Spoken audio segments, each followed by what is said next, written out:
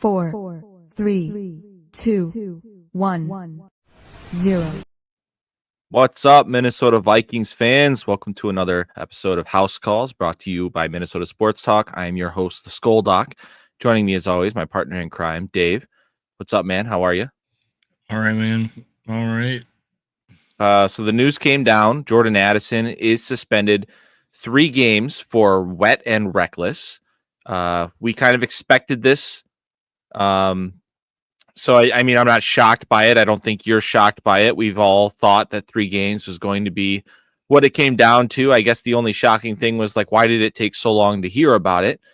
But now we know, so he will miss the Week 1 game at Chicago, Monday Night Football, and then he will miss Sunday Night Football against the Falcons at US Bank Stadium, and then he will miss home against the Bengals, a noon start. So, Dave, what is your initial reaction to the news? Well, it seems like that JJ has kind of rapport with him, and it's kind of disappointing that he won't be able to start off the season, because I feel like if anybody he's had rapport with, it seems to be Jordan Addison. So it's kind of a disappointing thing, but we, like you said, we knew it was going to happen. And the good news is that Jalen Nailors looks pretty good in camp. Yeah, I agree.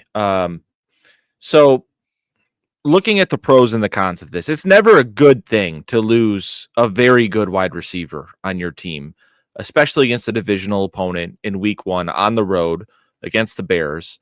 So, I mean, that's not a good thing, first and foremost. But you can look at some of the other factors around the suspension.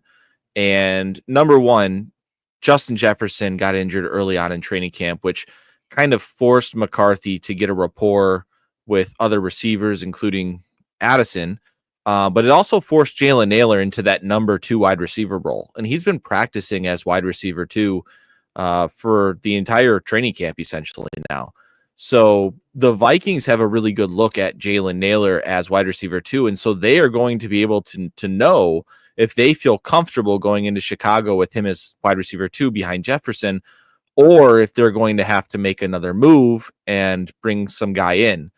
And if, in my opinion, if they had to bring somebody in, the first thing that pops in my head is Adam Thielen. Not because, hey, he's Minnesota homegrown, let's go get the guy, he's one of us. It's because he knows the offense already. Familiarity. Yeah, and that's my concern is, we could go get an Amari Cooper. That's fine, like somebody out on the street. But this is a hard offense to learn, especially at the wide receiver position with all these motions and these different plays.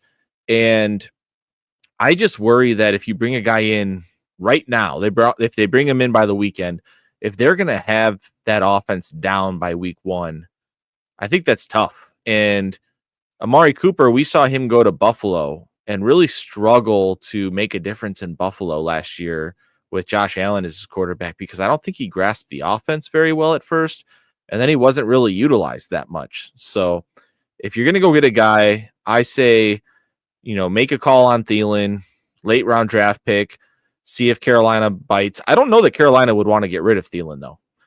Guys in the comments, let me know what you think about Addison's suspension, and would you make a call on someone like Adam Thielen to fill in for wide receiver 2/wide receiver 3 for the first few weeks? Dave, what do you think about that? Are you pro or against Adam Thielen? I'd be okay with bringing in Thielen, depending on the value we had to give up. But I also feel like that the Vikings think, oh, it's 3 games, we're fine. I just feel like that they're gonna feel like they're okay. They expected this.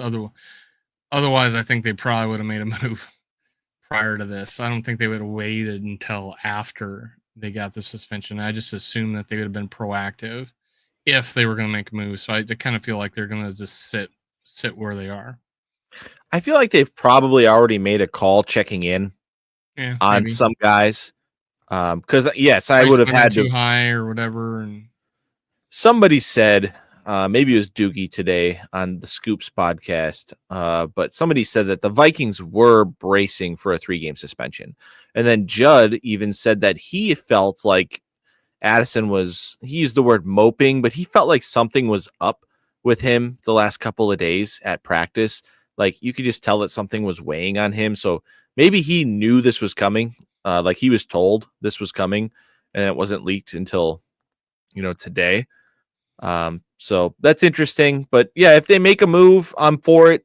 If they roll with their current wide receiver room as is, I trust the Vikings. They're probably going to play a little bit more two tight end formations in the first 3 weeks. Then I would guess, trying to limit the amount of 3 wide receiver sets that they have.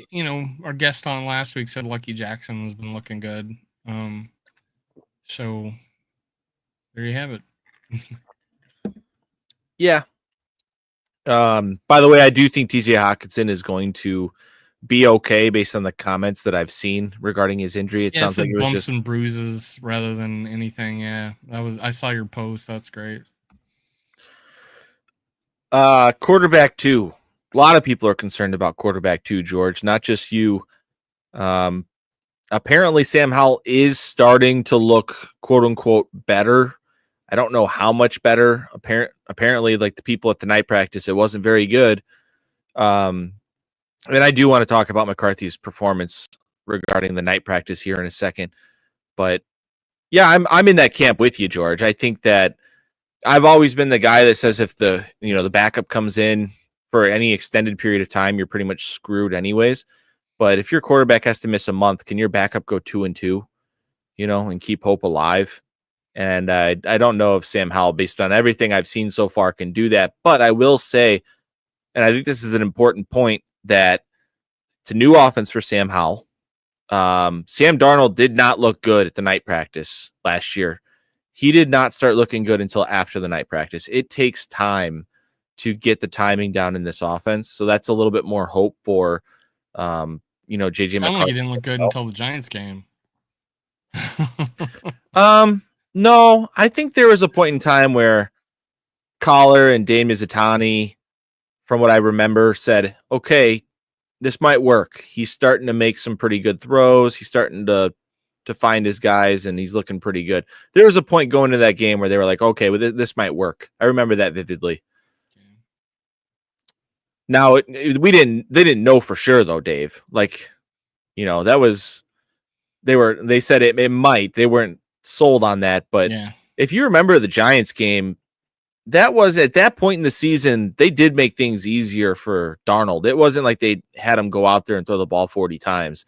They ran the ball a lot. They did a lot of play action. Darnold make a couple nice throws.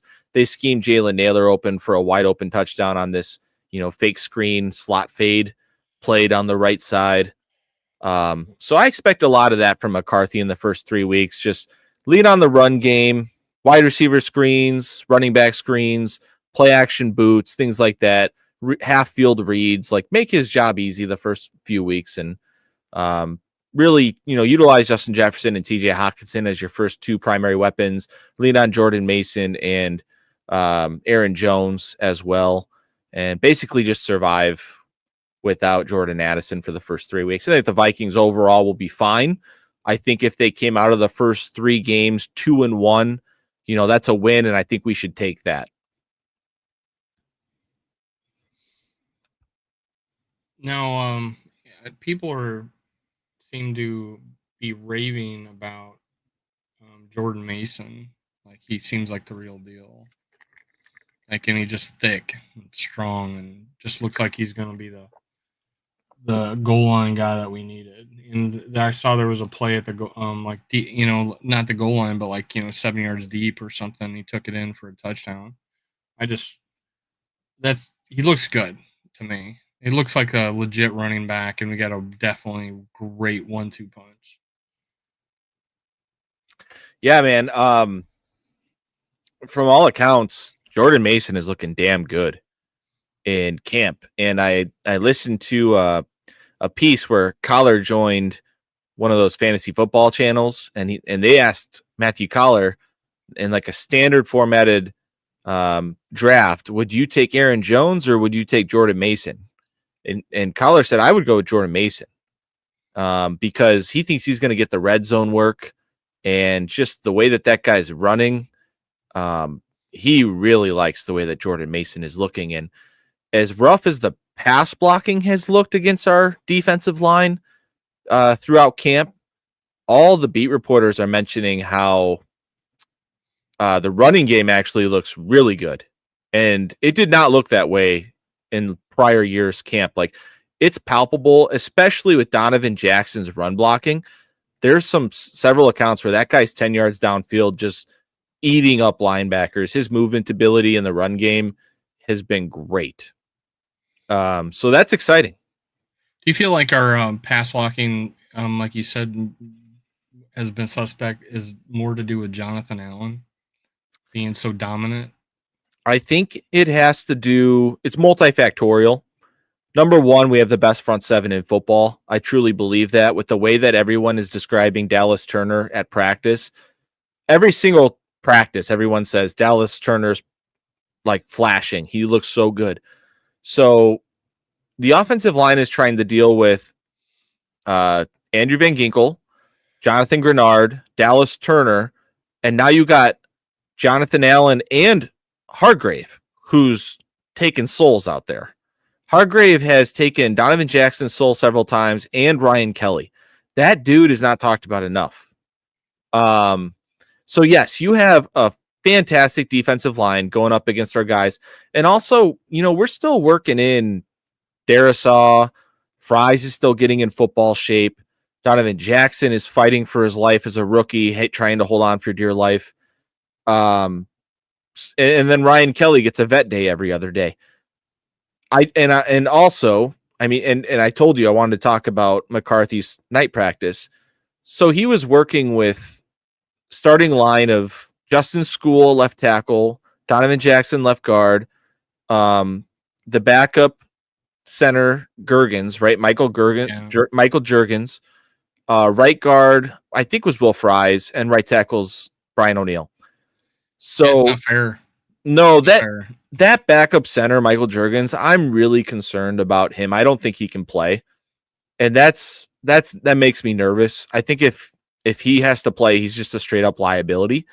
And so when you're talking about the best front seven in football going up against a backup left tackle, a really bad backup center, that makes it really tough.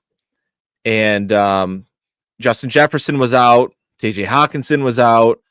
So it was really tough on the offense to make plays against the defense, ones on ones. So it is what it is. It sounds like McCarthy's like been fine and like really good in 7-on-7s. It's just that the pass protection in 11-on-11 hasn't been there because he's playing with backups. Does that sound about right to you? I think so, but what I really want to see is how does the pass protection look against New England's unit when they come into town for the joint practices, because that's going to answer a lot of our questions. Is there a time frame on Christian Darisaw playing, on the starting 11? I think that he will be ready week 1. I still truly believe that. I think they're going to ramp up his snaps on 11-on-11 slowly over the next couple of weeks. I do expect him to be in against New England at the joint practices. That's why I was asking you. Yeah, I do expect that. They kind of, give him a good day and then they'll take a rest day. So it's all up to the trainers for the Vikings. They're taking it slow. And I do think that one thing we didn't mention, the Vikings knew that the suspension was coming for Addison. And I think that factored into them playing the Justin Jefferson injury super carefully, because if he goes down and you're missing Addison, that now you're up Schitt's Creek. You're in a real tough spot. Yeah, we're talking about Daniel File. Yeah, that's all we got to talk about right now. You know what happens on Saturday, game? Boys? Saturday. When's Saturday? Yep, Saturday. NFL Plus. I think it's 3 p.m. And McCarthy's going to play. Did you hear that? Yeah. So McCarthy's playing in the preseason game on Saturday. We don't know how much. There's speculation it could be anywhere from 2 series to first half. So we'll see how that goes. Hopefully we don't look as bad as the Lions. I'd imagine since he's playing, they're going to play Addison. They're going to play a lot of that offensive line too.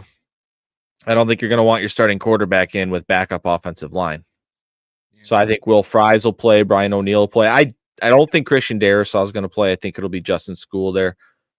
And I think Ryan Clark will play. That's my guess. Ryan Kelly. Yeah. I think I said Clark earlier too. No, you said Kelly earlier.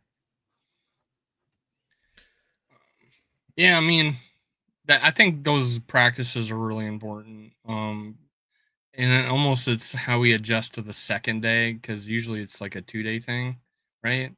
So it's like if we have a bad day the first day, I remember us coming back and just being scrappy the next day, right? So what do you think of the scuffles that the offense and defense has been having?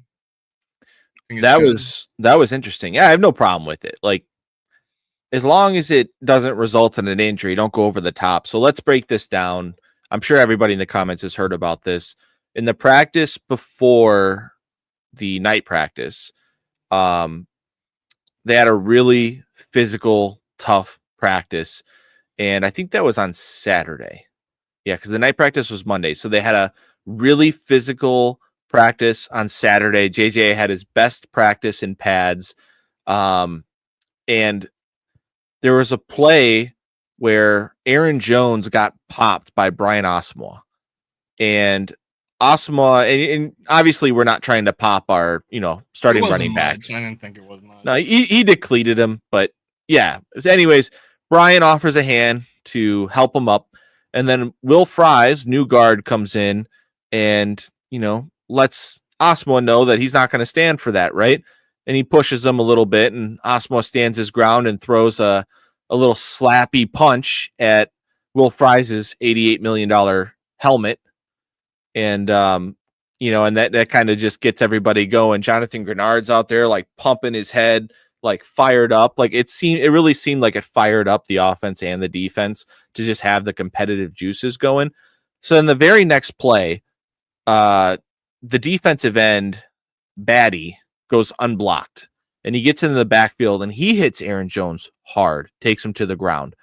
So now J.J. McCarthy gets up in Batty's face and pushes him and is yelling at him. And you got the offense and the defense going at it again, right? And so everyone loved that your starting quarterback has this fire to put a dude in his place, stand up for his guys. And after that event, Kevin O'Connell took everybody to midfield and probably chewed some ass, like, hey, we love the competitiveness, but let's take care of our guys, type of thing.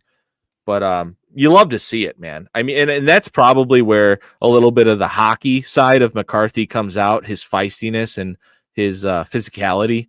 But I mean, the dude is just an awesome leader. I really have enjoyed what I've seen so far out of McCarthy in regards to what we've seen in training camp. I think it's best case scenario for what we could have realistically expected this far. Yeah, I mean, you had talked about prior to the show, Colin Cowherd's still all over JJ McCarthy, but it has been my impression he's played to expectations. Like, I expected to be down, ups and downs, and even more so, I'm giving him a pass because of the offensive line not being at full strength. So I feel like he is where I expected him to be. I'm not one of those guys who's going like, hey, future Hall of Famer, shit. He's like he's gonna win a Super Bowl this year. I expect him to compete and play good enough to where this awesome roster is competing for a Super Bowl, but I don't think he's the main cog in the wheel. I just need him to, play pretty well, above average, this year. And I feel like he's met those expectations in preseason, to me. Well, camp, I mean. Yeah, I agree 100%. I think that it's obvious he would be looking a little bit better with the number one wide receiver in football, throwing him the football, and he hasn't had that. So I try to keep that in mind. And also his offensive, as good as our offensive line projects to be, they are not there yet. They are getting healthy, right? And they're taking it slow. So that's another thing to keep in mind. It's such a champagne problem to have our front seven be as dominant as it is, but it would be nice, like we want to see McCarthy be great. You know what I mean? And they're making it super tough on him, and it's making him better. But it's frustrating at times that sometimes they do make him look like like he has down plays, right? Like in the night practice, he had several down plays. He had that play where he was high over the middle, and Byron Murphy almost picked it off with one hand. And that's a result of the front seven just getting pressure and speeding up his process. And, I don't think there's going to be a team better in football this year than the Vikings at being able to do that. So it's going to make them better. It's unfortunate because we just want all these Twitter highlights that we can send to Bears fans and Packer fans, right? And say, hey, look at this. Like this is what you have to deal with for the next 10 years. But we have to be patient. Yeah, I'm nowhere near him being Christian Ponder. I'm nowhere near that. I just feel like he's definitely legit, got more talent.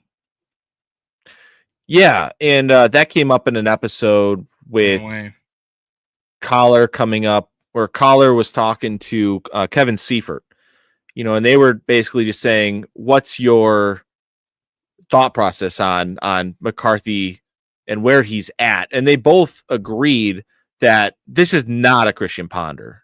You do not have to worry about that, Vikings fans. He's already cleared that bar, which is fantastic. So, no, you're absolutely right with that sentiment, Dave.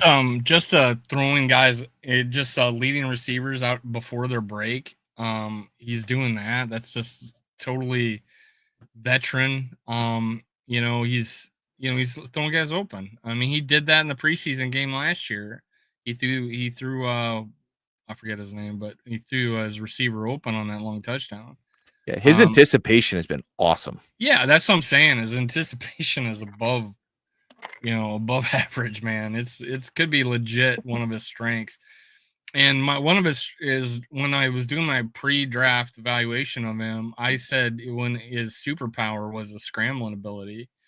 I just think he had that sixth sense like a Pat Mahomes has of where the pressure's coming from. And I don't think that's been disproven so far. I think now he had that little scramble for a touchdown. I think it was awesome. One probably could have hit him before the goal line, but he just let up and let him go in the end zone, and he did that tumble.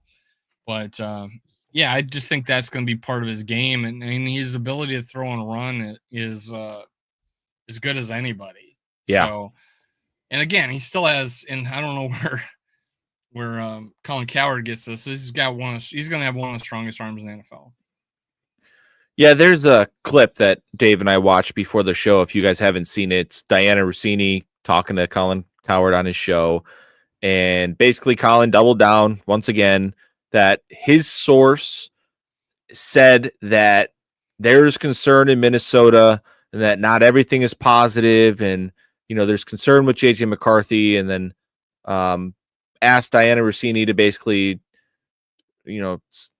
share her sentiment on what she's hearing. And she said that Alec Lewis, fills her in and said there's been some ups, there's been some downs. It's kind of what you expect out of a rookie quarterback, but the skills are there. You know what I mean? Seems to be getting better, those types of sentiments. And so she was kind of sitting on the fence, like, we'll see what he turns out to be. And Colin's just doing his thing where he's dug himself in such a deep hole where he's not going to change his mind.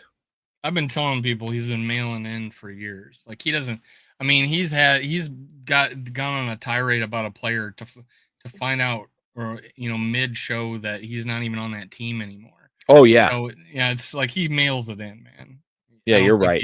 I don't think he's cashing checks. That's about it right now. I think that's been my personal, and I've had this hate relationship with him. And honestly, I had a lot of respect for him back in the day because I felt like he did a lot of betting stuff, and he was into that, and he kind of knew like the lines and stuff, and that's what I heard him for on Sirius XM radio, and then I would listen to that. But now, like, his evaluation of players, he seems to just like want to stir a controversy or get get people to listen.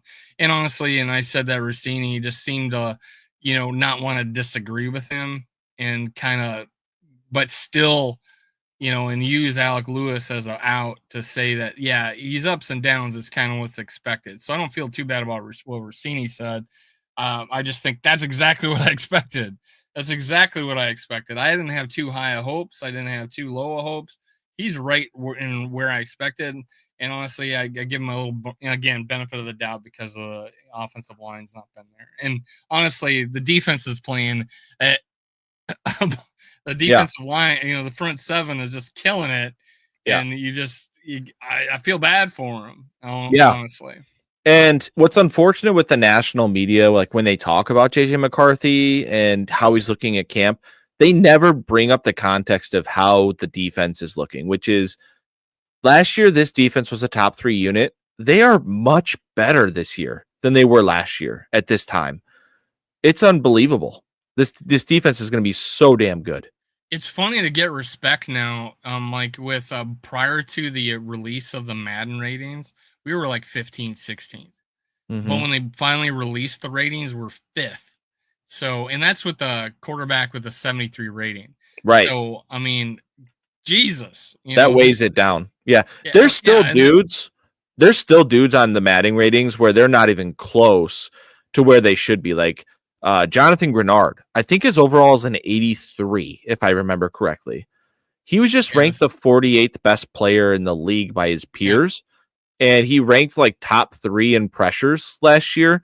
He's a monster. He should easily clear 90 on a Madden rating. Easily. He's our next big, legend. Honestly, the way he played last year, and honestly, Van Ginkel, he's gonna have a shorter career. I feel because I just feel like he's a little, I know you don't like to be considered injury prone, but he seems to be a little more injury prone. Yeah, throughout his career, and he's older.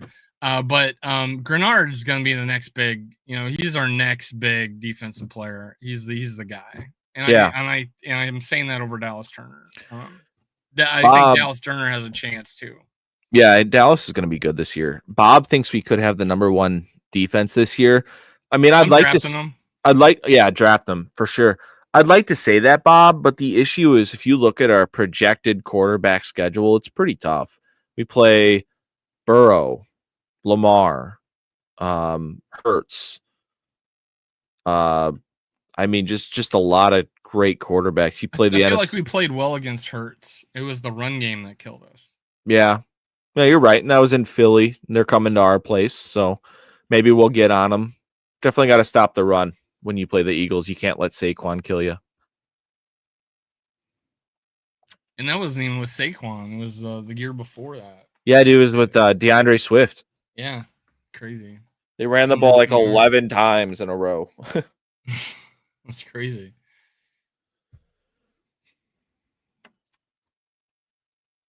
What else we got? Guys, in the comments, you have some topics, man. Throw them out there. We'll answer some questions.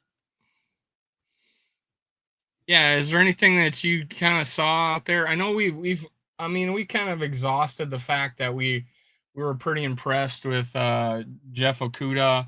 I did see some highlights of him, and I know the talk of him being handsy, I think are legit. I remember how they used to put boxing gloves on Xavier Rhodes. Maybe they have to do that again. But I still think this is defensively, this is the best. Is there a better linebacker group in the league when Dallas Turner is you got Cashman, Van Ginkel, Bernard, and then your weak link is Ivan Pace Jr. It's like this is a crazy good line. When's the last time we had a linebacker crew like this? Probably, in the old school days, in the 80s with Studwell and forget the other guy's name, but this is crazy. As far as athletic, this is probably the best linebacker crew I've ever remembered. And it is different because I think we probably only played 3-4 defense very few times in our history. So, but you need more linebackers playing a 3-4, and it'd be tough to find a better group. It's just incredible. Yeah, I mean the front seven in general, find a better group in the NFL. I don't know if you can. I'm that high on the Vikings defense. Daniel says if Kevin O'Connell embraces the dual offense and runs the ball, we can tire out teams. 100% agree with you. Jordan Mason in the fourth quarter just leaning on teams. That was something the Vikings had issues doing last year. If you remember the first 5, 6, 7 weeks of the season, I think the Vikings last year, we started 5-0, I believe. We were leading like the entire time in those games. We barely spent any time losing in those games. The issue was that when we had those leads, we couldn't really lean on teams and run the ball. Now we have the offensive line to do that. They're showing us that in training camp. Jordan Mason is going to be a huge part of that in second half running scripts if we are up with the lead.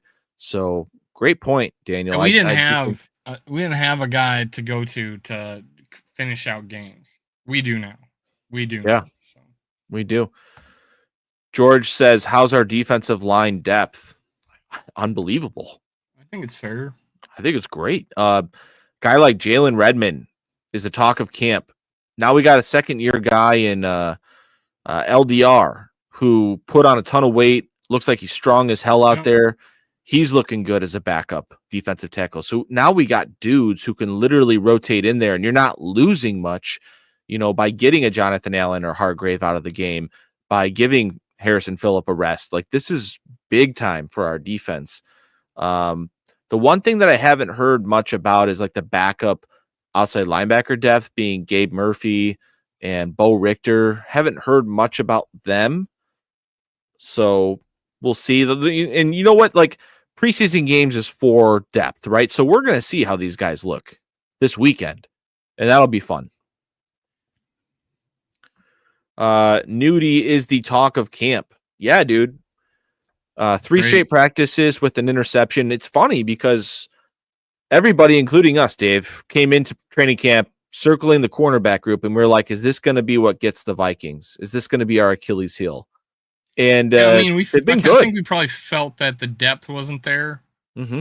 We might have been okay, the frontline starters, but I think we still probably would have had to lean on going big nickel a lot. We may still do, but I feel like we got a lot better situation than we've had, and it's younger. Yeah, Nudies look good. We talked about Okuda. That's surprising. I did not expect him to work out. I thought he was going to be just another vet who comes in here and flames out right away. I've seen people say I can't believe we got this dog. He might have been an Ohio State fan, but yeah. I think he was highly thought of coming out of college. So it's one of those things you got to find the right fit, I guess. Yeah, I think he was the 3rd overall pick by Detroit. He was that high. Wow. Yeah, he was an incredible talent coming out. I think he tore his Achilles and, really just battled to get back to form. And he's always been handsy, been having issues with penalties and stuff like that. But Brian Flores knows how to use players. He knows how to set them up with success and how to put them in positions where their weaknesses don't show as often. So it might work, man. And then Isaiah Rodgers was a Pro Bowler. Isaiah's looked really good. Byron Murphy's, looked maybe even better than he did last year. He's been great. He's broken out. I feel like he's made it. He's there now. And then who's that guy? Something Vaughn. His first name, Ezekiel Vaughn or something like that. He's a tall, lanky guy who's getting a lot of run in with the second team. So he's a guy to watch in training camp. I think he's going to make the team. Zamaya Vaughn. Zamaya Vaughn. Yep. So watch out for him too. There's some tough names here in cornerback land. Khalif Halassi. Yeah, he forced Gervaris Owens. Yeah, those guys aren't making the team. Jack, I had higher hopes for Felton at this point in camp. I hope he can at least contribute as a returner. Yeah. So late 3rd round pick, essentially a 4th round pick wide receiver out of Maryland, super productive in college. When we saw him come in early in the spring camps, it was noted how his route running just didn't seem crisp by the beat writers. They said he ran kind of high and it looked like he was going to need some work. His hands have been kind of spotty in camp as well. However, things that I've heard from Dustin, from our guy Skull Geek is that this guy is fast. He looks fast out there.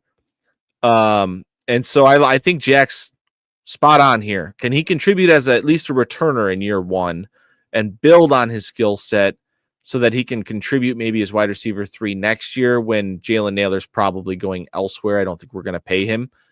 So that'll be worth watching. He's absolutely going to make the team. 3rd round picks do. But I agree with you. I think it's okay to feel somewhat down that Felton isn't ready to go this early, but that's what happens in the NFL draft in the 4th, 5th, 6th, 7th rounds, right? You're not getting dudes who are ready to go typically. So it is what it is, but I agree with you, Jack. Good point. What was our receiver, our 3rd receiver for a while before his name is escaping me. KJ Osborne. Yeah, it took KJ Osborne 3 years to actually contribute. So. And how did he contribute at first? He was a punt returner, right?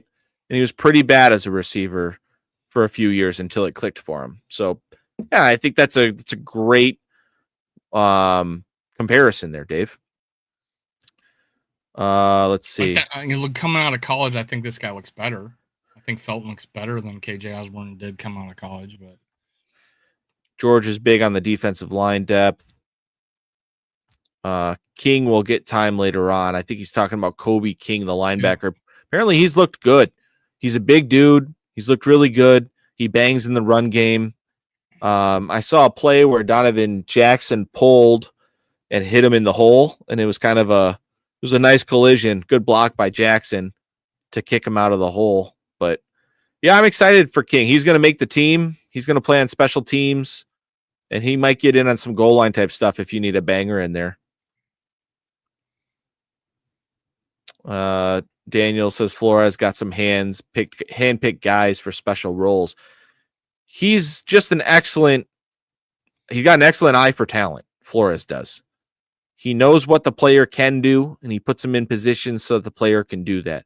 One of the things that going from Zimmer to Flores is that Flores plays a lot more players. I think Zimmer was, with going like 13 deep, it wasn't very deep. And I think I think it's very important to keep players fresh. And I think I think we have more talent, more depth than we did under Zimmer. So it's champagne problems. Like we got too many good players, and even the guys you went, we'd almost feel good about some of these guys starting, but I don't think there's going to be a huge drop off between our first and our second, guy. And like you said, you had like a Jalen Redmond on defense that was breaking out last year. That Taki Tamani, I think, kind of made a splash at nose tackle last year when he came in. There's, Eric Wilson's back at linebacker. I didn't hear anything about him in camp, but he was always pretty solid for us. Just so much depth now on defense. It's crazy. And offense for that matter too. Probably the least depth we have is probably offensive line. That's the same with everybody in the league, though. Yeah. It's hard to have depth at offensive line because there's not a ton of good offensive linemen in the NFL. Yeah. That's why the pressure rates are so high. Bob says, who should we pick up at quarterback when roster cuts happen? How about Teddy Two Gloves? Do you guys see that he's trying to make a comeback? He met with the Bucks. I think he's looking at the Tampa. I didn't see a deal done yet, but give me Teddy. Yeah, he bankrolled his high school team and got suspended, which is that's ridiculous. What's wrong with that, dude? You want to support high school kids? There should be more people out there supporting high school kids. Yeah, it'd be good. He didn't buy the wins. It's ridiculous. People need to chill out in high school sports. I don't think he bought players to come over to his team. He's just taking care of his players. I was a high school coach, and I know I couldn't do that. I couldn't buy stuff for my kids. I knew I couldn't do that. But yeah, I don't think it should be. I don't look at it. I don't look down at him for doing it. Right. Yeah. Skull Geek here. Good to have you, Skull Geek. Thanks for joining us. What about Javon Hargrave? We just kind of touched on him. I think you just joined here recently. I was just talking about how a video came out where he beat Donovan Jackson on one-on-ones twice in a row with the same move, where Donovan Jackson got on his toes. He was kind of lunging, and Hargrave just went right around him. And then early in camp, you saw Hargrave just bull rush the shit out of Ryan Kelly, which that is a guy who does not lose pass protection reps very often. So Hargrave's looking good. I was going to ask Skull Geek about Jonathan Allen. I haven't seen too many like highlight clips of Jonathan Allen, and I had a Bears fan chirping me on Twitter today about how we all know that Jonathan Allen isn't good anymore. There's a reason he's not on Washington's team anymore. I'm not sure that's true. I mean, Jonathan Allen annihilated the Lions in the playoff game coming off an injury, and I think he's looked good in camp. I don't have clarification on that, but I think he's looked good in camp.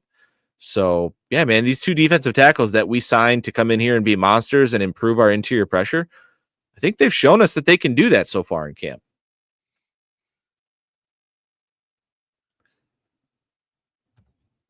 Jack, if Turner continues this level of training camp play during the regular season, look out. Could see that taking the D to the top of the league level. 100%. We talked about that earlier, how he really looks like he's leveled up. He came into this camp bigger, visibly bigger. He spent all offseason working out with Jonathan Grenard, picking his brain. And by all accounts, he's just everywhere and he's flashing. And I think we're going to see a hell of a year out of Dallas Turner. Yeah, Nothing. I don't think we made a mistake there. Skull Geek, do you think Danny Dimes gets cut and picked back up by the Vikings, or how about Jameis Winston? My answer on Jameis is that he's an awesome fantasy quarterback. He's a terrible NFL quarterback. I don't think that Kevin O'Connell's going to want another guy with a turnover rate like that. That's like Nick Mullins on steroids. Danny Dimes, it's a tough question because from what I've heard, the Vikings were pissed off at him for not sticking around. And they're really disappointed that he wanted to go elsewhere, and they rescinded their offer to Danny Dimes. And he ended up joining the Colts. So, but at the end of the day, this is a business. And if they can get him on a cheaper deal, if he gets cut by them, I think that he will find his way back here, and he knows the system from his time at the end of the year. I don't know how well he knows the system, but he at least knows it somewhat because he spent some time with us. So, yeah, I'd be down for Danny Dimes. Would you be down for that, Dave? Yeah, sure. All right, let's see. I like a backup that's mobile. Yeah. Jack says he'll take Teddy. Oh, Daniel says that he did sign with the Bucks. I thought he did. Okay, I didn't see that. I saw that he was visiting them. I didn't see that it was a done deal. I did see that Lions fans were sad, though. They wanted him to come back as their backup. George agrees with me. It's bullshit. It's high school.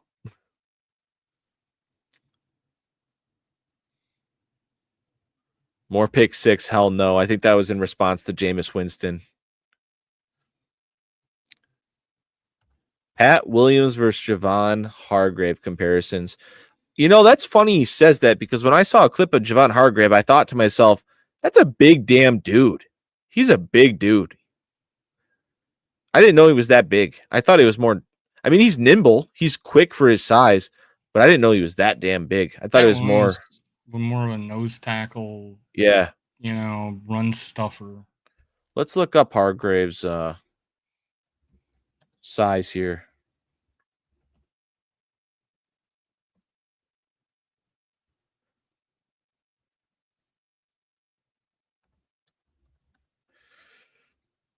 They list him at 305 pounds.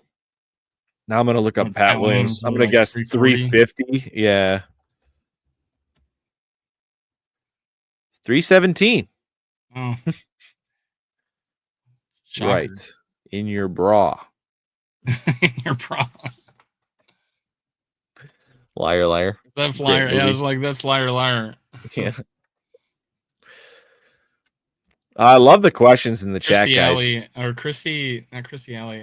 Chris, I forget the elevator scene. Oh yeah. Everyone's been so Christy nice Allen. to me today. Krista Allen is her name. Yeah. Yeah, Bob says 317. No freaking way. That dude was 340, 350. He wasn't tall though. No. I bet Linval and him were about the same size. What was Linval? Linval Joseph. Wait, 330. Yeah, there's no chance that Pat Williams wasn't at least 340, 350. Talking about our boy Jared Allen getting into the Hall of Fame. Do you watch that? I saw clips. Did you see him rip his pants? Speech. What's that? Did you see him rip his pants after his speech? Oh. He went down and did the rope tie. Ripped his pants doing that? I seen him do it. I didn't know he ripped his pants. He rips his pants all the way down the hamstring. It's hilarious. I'll send you a video. It's great. I seen him go down and do that, and I saw his wife and his two girls got all, they giggled about it. But and then he said something like, Bears fans wish you, best of luck, except for when you play the Vikings. Skull Vikes. That was them and the Chiefs was only other two teams, right? I think so. I think he played for the Bears for like a year after the Vikings, and he wasn't very good at that point in time. Did he have like a cup of coffee with Carolina, maybe? I don't know. I forget. Didn't know Jared was Norwegian.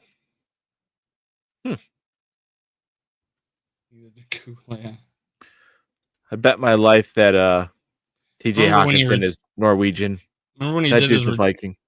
Yeah, it's 23andMe is probably 90% Norwegian. When Jared Allen did his video of him retiring, I'm gonna go right off into the sunset, even though it's super cloudy today and there's no sunset. And he literally rode off on a horse. AJ's asking, would you take Shedeur Sanders as your backup? No. Number one, we don't need that distraction. Number two, kid's not going to learn the offense and be ready to be your backup by week one. Feel like you need a vet to come in here. You need a Nick Mullins. Yeah.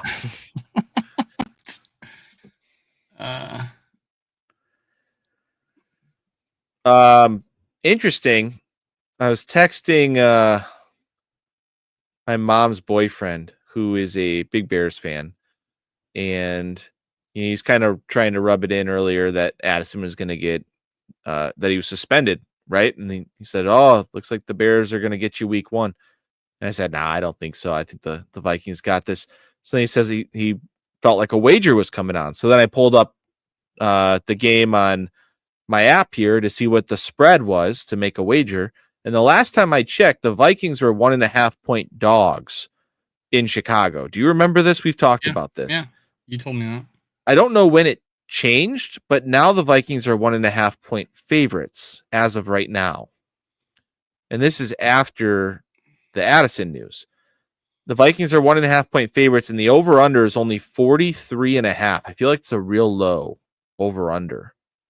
So I think they're expecting a real low-scoring game that night. Yeah, it won't surprise me. I could see that. Vikings win 17-14 or something. Let's see. Do we have some more? Oh, okay. Yeah, that's a good one, Skull Geek. I tweeted out about Gavin Bartholomew's injury, my thoughts on what it likely is. So a lot of the time, these back injuries in the NFL, it's something called a radiculopathy, which is when the spinal nerve gets pinched as it exits your spine, and that nerve goes all the way down your leg. So typically that pinch will happen in your lumbar region of your spine, lower back, between L4, L5, or L5, S1. And when that happens, you get sciatica, like shooting pain down your leg, and you also get weakness in your leg. So nerves take forever to heal. Unfortunately, it's one of those injuries that there's no speeding it up. There's nothing you can do except for rest, ice, elevation, anti-inflammatory, and steroid injections. So I'm sure he got an injection, and doing physical therapy, exercises, and it's just waiting for symptoms to resolve. And that kind of injury, you're just at the mercy of how long it takes to get better. And it can take anywhere between 2 to 3 months typically to get better and get back to sports. So we may not see him for a long time, and he'll probably be like IR'd and just stay with the team. And we probably won't see him this year, to be honest with you, unfortunately. Daniel asked if Caleb Williams, is he fixing holding the ball too long? It's a good question, Daniel. I mean, in training camp videos that we see, looking at their beat reporter, discussing practice, Caleb, very much like McCarthy, has been up and down. He's had good moments. He's had bad moments, right? This is a new system that they're playing in Chicago, and Thor caught a lot of heat from Bears fans today because I don't know if you saw, but he had a tweet, or he was on a video today that basically said that Ben Johnson and Caleb Williams are tied together and they're a bad marriage, and he thinks they're going to fail together. Okay. He's been pretty consistent on saying that. Yeah. He thought it didn't make sense because of, he's kind of a hero ball and Johnson's like scripted. So Caleb Williams has immense talent, immense arm talent. Okay, can throw off any platform, can put the ball wherever you want, can throw it with any form of trajectory. He's got great ball speed. But what do you not see him do very often is stand in the pocket and make like a traditional throw on time, on schedule. And that's all Thor was saying, is that if you watch what Ben Johnson did from an offensive standpoint for the OC for the Lions, everything was on schedule because that's how Jared Goff plays, right? So I understand where Thor's coming from when he says that he just didn't see this as a marriage. You know who else shared that sentiment? It was one of the who's the quarterback for the Lions who ran out of the back of the end zone when Jared Allen was chasing? Dan Orlovsky. Yeah. Dan Orlovsky said the exact same thing on ESPN, shared the same sentiment with Thor, because Caleb hasn't shown us yet at his time in USC or his time with the Chicago Bears that he can really adequately play on time. Okay. So the question is, how long will it take for them to be able to get Caleb to do that? And can Ben create an offense where he doesn't do that a lot of the time?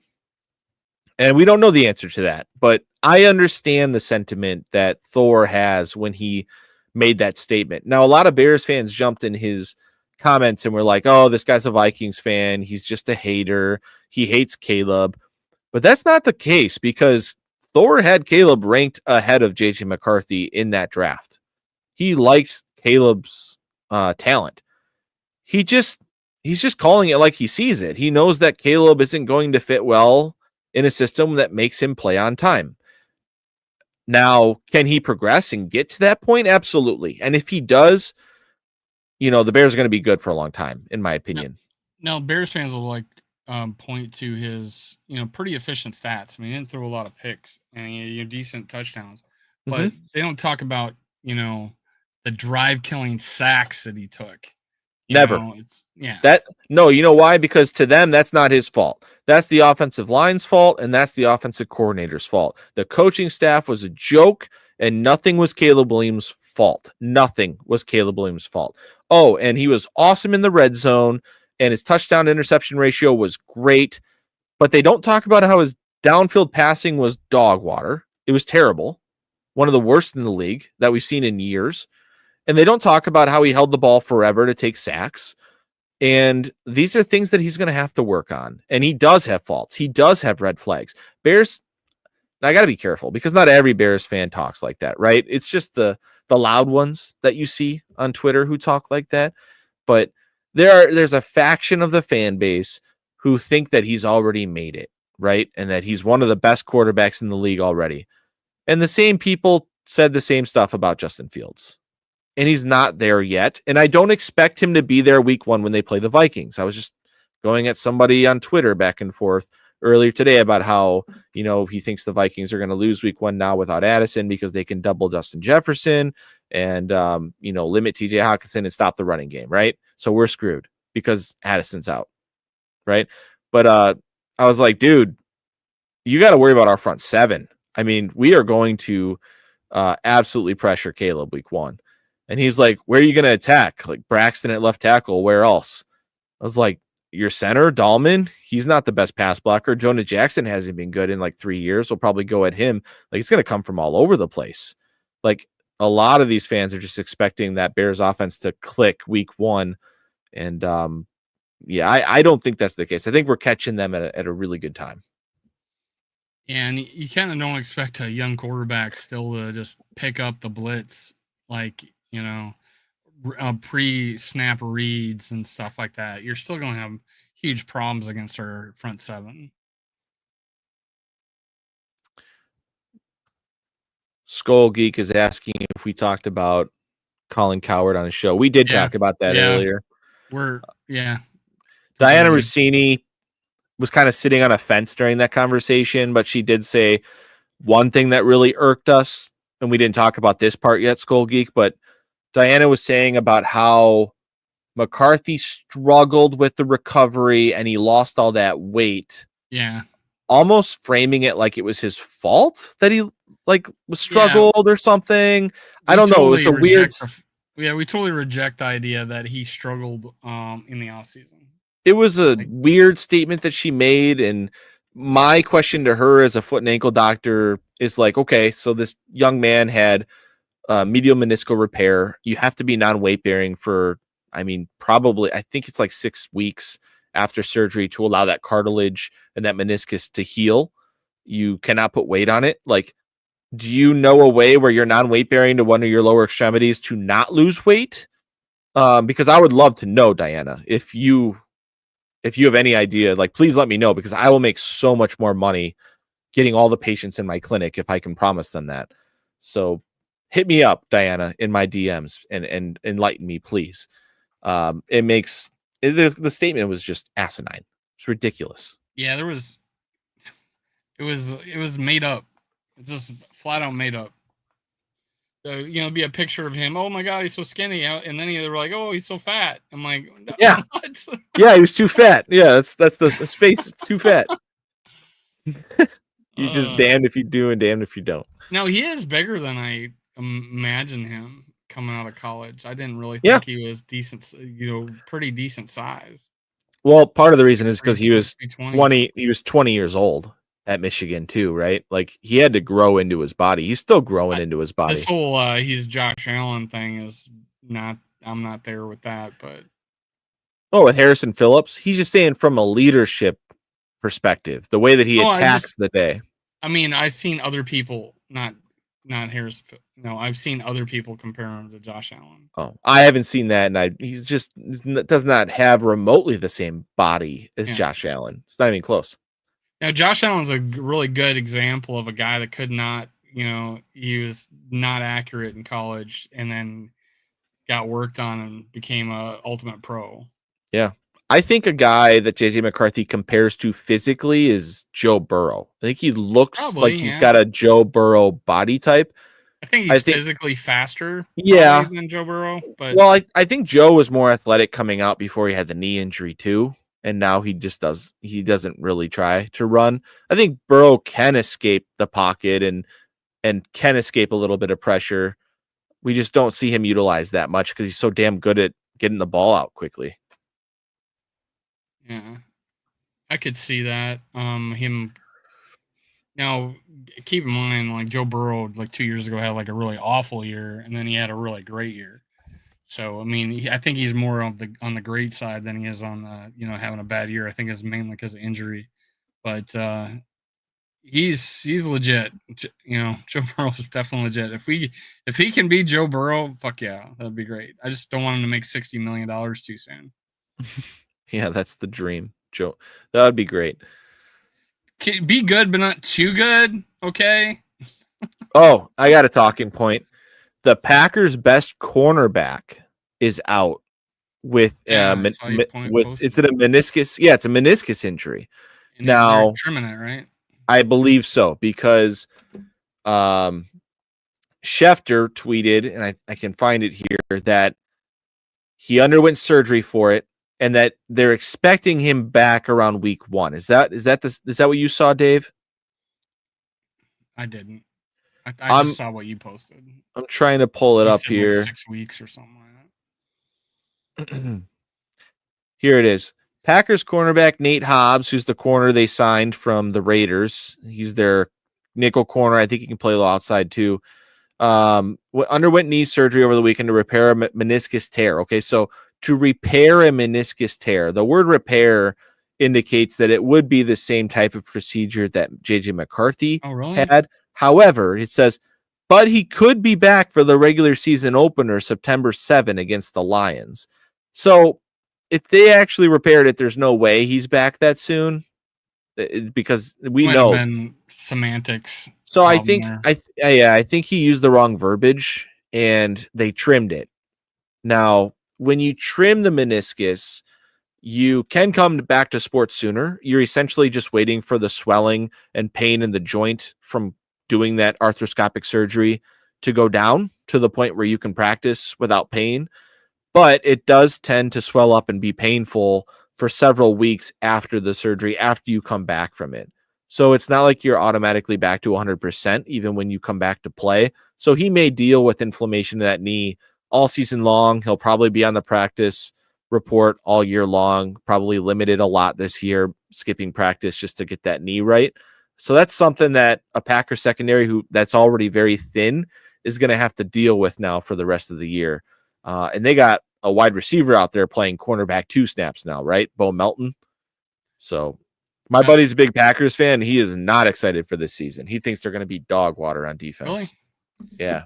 So Jared Allen probably has one of the best busts ever, and Deion Sanders probably has one of the worst. But yeah, he's a full mullet. Everything is a great bust. It was awesome. It's really sad when they unveil the bust and it's horrible, and you're like, you can't stop looking at it while they're talking, But Jared Allen's is spot on. It's pretty good. This is actually really funny. My buddy, the Packers fan, Tony Clower, shout out to you, buddy, love you. He texted me at 9:49 as we were talking about their secondary. He's not watching the show, by the way. He has no idea we're talking about the Packers. His ears are ringing. He says, every clip I see out of training camp is our corners getting their asses left in the dust by our wide receivers. That's great. I'm texting him. I just said this on the show.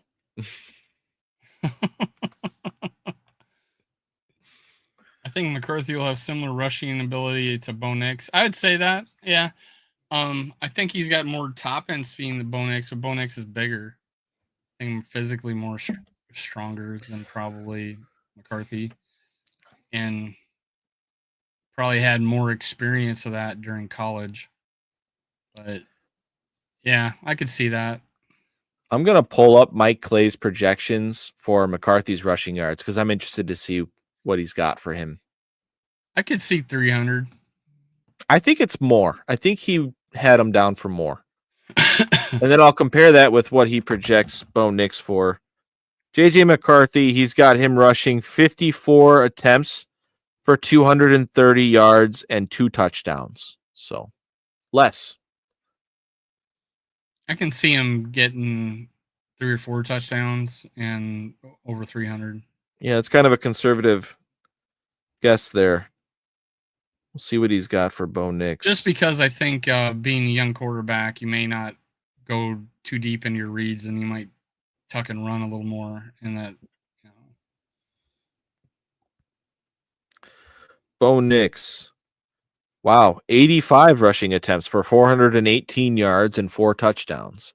So pretty much exactly what Skull Geek just guessed is what he's thinking for Nix. Now, maybe he's off because Skull Geek, he's been at training camp this whole time. And so maybe he's seeing McCarthy take off a little bit more and he's onto something here. I still feel like I'm the only one that I know that liked Bo Nix coming to college. Oh, yeah, I was not high on him. I don't know. I had him as a second round talent, but I didn't. I feel like I'm the only one.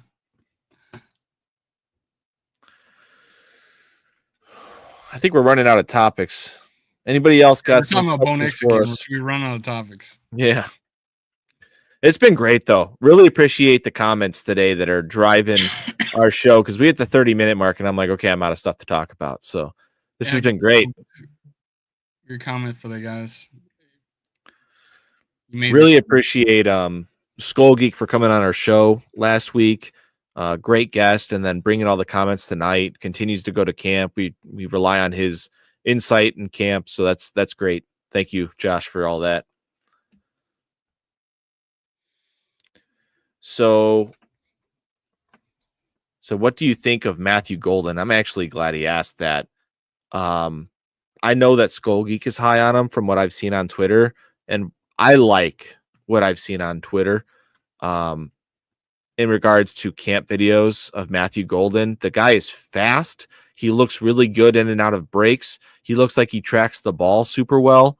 I think the Packers found a good wide receiver there. Oh yeah, I was when they were about to draft. I'm like, that's who they're drafting. Yeah. Now let me ask you another question. Texas. Texas. What do you guys think of Luther Burden in Chicago?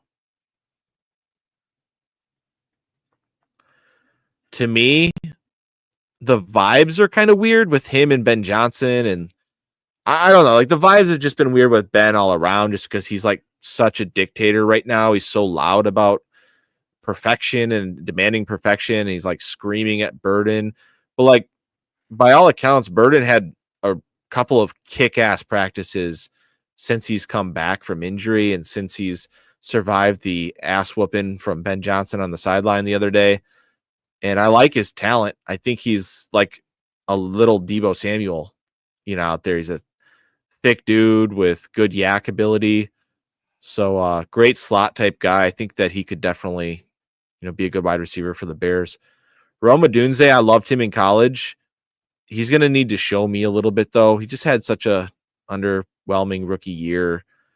I want to see him kind of return to form from his college days. And I think a lot of that, honestly, is just Caleb has to be a little bit more accurate with the downfield ball, and he needs to be able to give him a chance at the 50-50 ball, because that was what Rome was in college. He's a go up and get it type of receiver.